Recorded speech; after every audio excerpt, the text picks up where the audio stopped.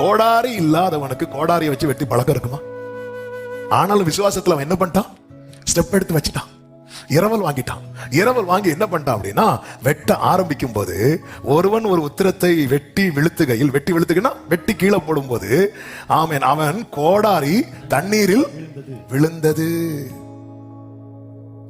தண்ணீர்ல விழுந்தது. அவன் ஐயோட்டான்.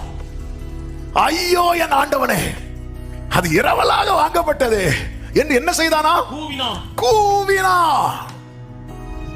உடனே எலிசா சொல்றாரு, தேவனுடைய மனுஷன் கேட்கிறா, அது எங்கே விழுந்தது?